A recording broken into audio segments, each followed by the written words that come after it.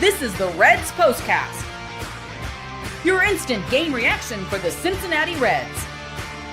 Part of the Locked On Podcast Network, your team every day. Good evening, Reds fans, and welcome to another edition of the POSTCAST brought to you by the Locked On Reds Podcast Network and the Locked On Media Network. I'm Tim Daniel. I've been podcasting about the Reds for 5 years at former publications such as Late Night Reds and the Riverfront. And I want to thank you for spending some time with me late on this Friday night as we unfortunately discuss the Reds taking a loss to the Detroit Tigers at Comerica Park 11-5. If you are checking me out for the first time, please be sure to hit that subscription button as well, where you can not only get my show after every single Reds game, but you can get my friends Jeff and Steve Monday through Friday on Locked On Reds. Tonight's episode is brought to you by FanDuel, where your first $5 bet can win you up to $200 in bonus bets. Now, right before I went live, my webcam decided to quit working. So that's why my picture is not as nice as it normally is. I apologize. I'm trying to figure that out. Hopefully I have it better by tomorrow afternoon, but for those hanging out live, we're going to make this work. We're going to do our thing tonight. So let's just go ahead and get right to the show. This is what you'll be talking about. A little late rally was just too little too late, I guess, for the Reds tonight. But the good news is they made things a little interesting there. Obviously, was a pretty rough game against a really good Tigers team, the team that a lot of people consider to be the best team in baseball right now. And the Tigers certainly showed that in a lot of this game. But the ninth inning, they go into their down 11-2, and they make a little fight at it. Elly gets a hit. Christian Encarnacion-Strand gets a hit. Tyler Stephenson brings him in. I believe it was Tyler Stephenson. Let me make sure I got that correct. So Elly doubles to bring in Santiago Espinal. Yeah, and Tyler Stephenson hit doubles to bring in Elly and Christian Encarnacion-Strand. And that makes it a little bit of a fun game. But from there, they just didn't have enough, obviously, because they buried themselves quite a bit to start the game. What I do like, though, is after 2 days, the last two games in Cleveland, where they did win 1-1-0, but that was Andrew Abbott pitching a shutout. And then they have today, and then they have the last game in Cleveland where they are no showing, and they lose 11-2. They fought tonight, and they made a little bit of a rally there at the end. They caused Detroit to use another relief pitcher, which maybe that sets up nice for the series. I don't know, but we got to get to that as well. For on our end, yeah, as Greg says, it feels like the red streak of not getting swept is going to end in Detroit.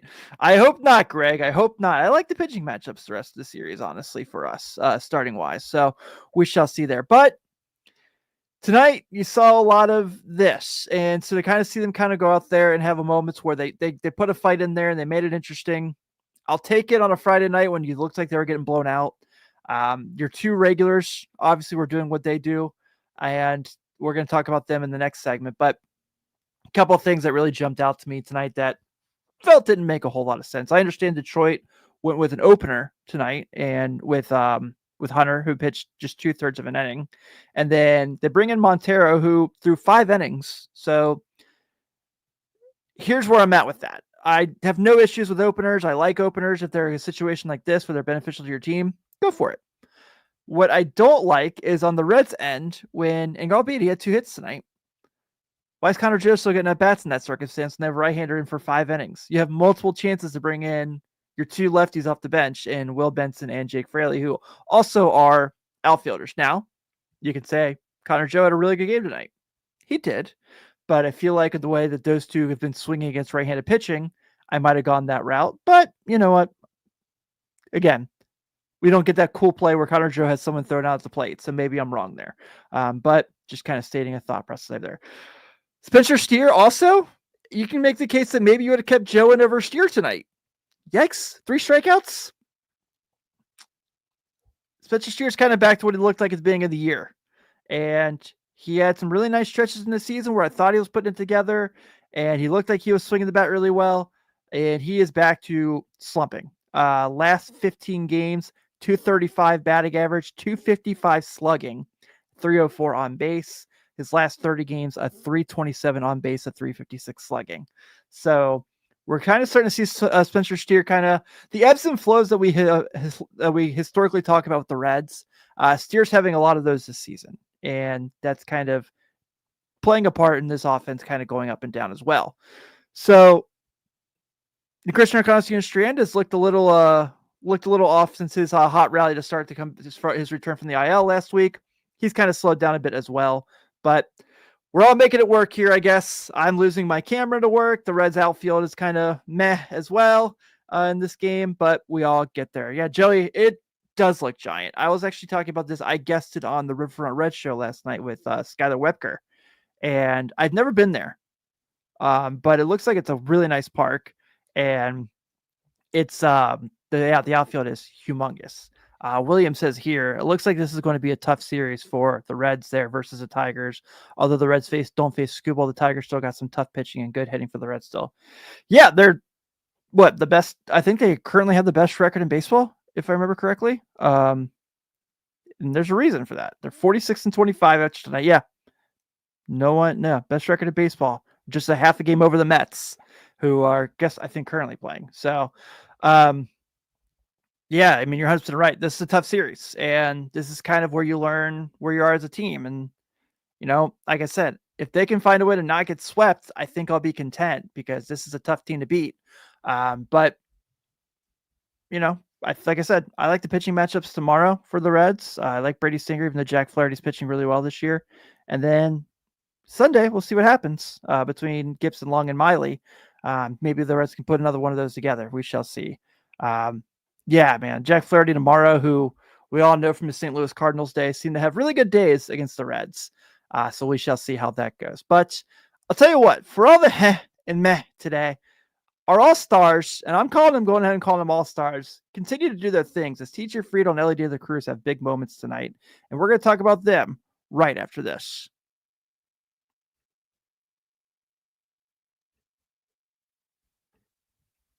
Whether you're gearing up for back-to-back meetings, shuffling kids back and forth to activities, or tracking an endless to-do list, your morning sets the tone for it all. That's why you should start with the perfect cup of coffee crafted just for you. Enter Trade. Trade is the #1 coffee destination, delivering fresh, incredible coffee from over 50 of the country's top roasters. Whether you're a cold brew fan, that's me, or a pour-over purist, they've got a roast you love. I took Trade's quiz. It only took a minute, and the first bag they sent me was spot on. The coffee is fresh, smelled amazing, and honestly, it ruined grocery store coffee for me in the best way. Right now, Trade is exclusively offering our customers 50% off your 1-month trial at drinktrade.com/lockedonmlb. That's trade.com/lockedonmlb for 50% off your first month.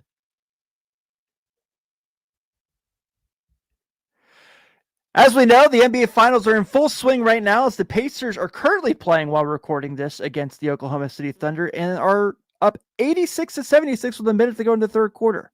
That's a big surprise there. But every night delivers highlight-worthy performances, major momentum shifts, and can't-miss moments, whether it's a game-winning shot like Tyrese Halliburton has done many times in this playoffs, or a breakout player like Andrew Nembhard, or Benedict Mathurin, who we saw the other night. There's never a better time to get in on the action. FanDuel makes it easy to stay in the game before tip-off and live with player props, performance trends, and same-game parlays. Fans have more ways than ever to play smart and win big. If you're out of the finals at this point, WNBA is going strong. The other Indiana professional team, the Fever, are playing tomorrow against the Liberty. It's going to be a great game, and Caitlin Clark is back. I love Caitlin Clark. Over 30.5 points, rebounds, and assists at -112 tomorrow. I think it's a really good bet for a Fever team who's trying to find their feet, and having their best player back is going to play really well against the defending undefeated WNBA champs. Are you new to FanDuel? It's the perfect time to sign up. Head to FanDuel.com and place your first $5 bet. If it wins, you get $200 in bonus bets. Make every moment more with FanDuel, the official betting partner of the NBA.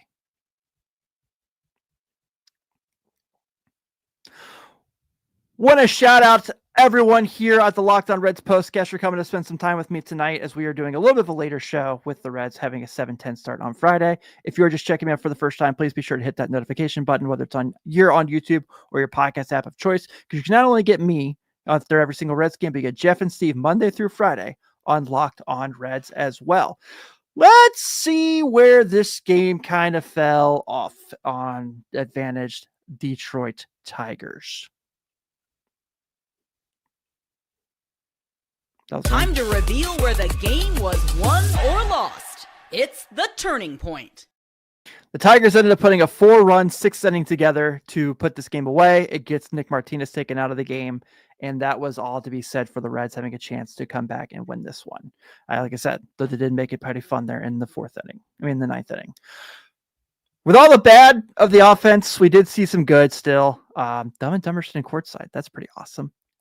I have to say that Elly De La Cruz and TJ Friedl continue to make the Reds watchable in situations like tonight where they're getting blown out, like in Cleveland the other day. They're getting blown out. Those two guys have big moments to make everything fun and interesting as a Reds fan. Both guys, again, homer tonight. TJ Friedl tonight, a homer and a walk. And then Elly De La Cruz, 3 hits tonight. Obviously a solo shot, a laser solo shot at that. 2 runs batted in, and Brezzi had the RBI in the 9th, and 2 runs scored as well. Those two guys keep doing their thing, man, and those two guys are kind of keeping this Reds team alive. I know they're 500 right now, but they still technically are in the race somehow for both the division and the postseason. And mainly it's because of them on the offense side of things. Now they're getting other contributors. I mean, Jose Trevino has obviously been really good. He had a pinch hit at the end of the game. Tyler Stephenson's been swinging the bat really well since he came back from the IL. He had 3 hits tonight as well, but it's been mostly Friedl and Elly. I mean, Friedel's been the team's most consistent offensive player through the year. And I know it's really hard and highly unlikely a 500 team is going to have more than 2 all-stars. But the Reds right now have 4 guys you can really have a conversation on between Friedl, Elly, Trevino, who I don't think will get in, though have put up also worthy numbers, and Andrew Abbott, who I do think will get in. You could have made the case for Hunter Green too before he got injured and missed with the groin injury to see what could have happened there as well. But this is it's fun to see those two guys, and it's the reason you kind of watch them on a night-to-night basis to see if those two are going to do something the way they have been playing of late. I mean, look at Friedl particularly. You're looking at a guy who is hitting as an OPS over 1,000 in his last 7 games, even with a 240 batting average in that time. He's got 5 walks. He's got 4 home runs in that time frame. And then Elly De La Cruz has just been in fuego now for a while. He's up to 14 homers on the season. He's hitting 360, 429, 720 slash his last 7 with 2 homers, 3 RBI, and 3 walks. And the strikeouts are down. In his last 15 games, Elly's only struck out 11 times. So we're seeing him making consistent contact. We're seeing this growth and maturation from him. And look, if those guys are doing this and you're getting days like Tyler Stephenson's having, you have 12 hits. Against most teams, you're probably going to win. Against the Tigers, you're going to have days like today. So that's going to kind of make it a little hard as well. But hey, with one of those guys there, I feel like it's pretty easy to pick our locked on player of the game, right? This is the Locked On Player of the Game. It's Elly De La Cruz, 3 for 5 tonight with a homer, 2 runs batted in, 2 runs scored. He was by far the best player for the Reds tonight. Bad of tonight is the Reds had to use a lot of pitchers. Nick Martinez starts the 6th inning, but doesn't get through it. Goes 5 innings, 4 earned runs, and 8 hits. Scott Barlow comes in, who's been really good for a stretch, has his first bad game in a while, only got to 3rd, gives up 2 earned runs and a walk. Taylor Rogers can't even get an out. Again, another guy who I've been giving praises to, has been playing pretty well of late, gives up an earned run. Ian Jabot kind of goes and cleans up a mess a little bit, but still gives up a run on 2 hits in an inning and 2/3, including a homer. And then Brent Suter has his worst outing in a long time. I still love everything Brent Suter brings to the team. But where I'm really worried is not necessarily how many pitchers they use. It's those guys threw a lot of pitches for how little they did. Barlow threw 16, Rogers threw 15, Jabot threw 16, Brent Suter threw 24. That kind of makes it a little harder, especially in a series like this where you are probably outmatched because that team over there is significantly better than you. And I still don't understand how Javier Baez still manages to beat the Reds, even when he's having awful years and the Reds don't see him every year. He still finds a way to kind of have big moments against them. It's really annoying. I don't like it. I said, look, Amir Garrett's not here anymore. You don't have to do this to us anymore. But Javier Baez still does. And hopefully hopefully I'm just overcompensating on the pitch count and some of these guys are still available. Or hopefully the Reds can get some nice starts in the next couple of days. Brady Singer going against the Tigers team he's obviously really familiar with. So we should see how that goes tomorrow afternoon. And then Sunday, You got Wade Miley taking the hill, and we'll see how that goes as well. That can go awful or terrible or okay, they gave us a chance to win. So we shall see. But with that being said, the Reds unfortunately do take a tough loss tonight to the Detroit Tigers, 11-5. The Tigers 11 runs on 16 hits, 1 error. The Reds 5 runs on 12 hits, 1 error. Your winning pitcher tonight is Montero for the Detroit Tigers. He is now 3-1. Nick Martinez picks up his 7th loss of the year. He is now 4-7. And the Reds are back at it tomorrow afternoon at 1:10 for game 2 of this matchup with the Tigers. Brady Singer takes the hill for the Reds. He is 6-4 with a 4.59 ERA going against former Reds dominator Jack Flaherty. He's 5-6 with a 3.41 ERA. First pitch is at 1:10. Hopefully by tomorrow I figure out what's going on with my camera and I get back to a nice, good picture here. But I'm Tim Daniel. Everyone, thank you so much for spending some time with me on your Friday night. Have a good one, and I'll see you tomorrow afternoon, hopefully talking about a victory.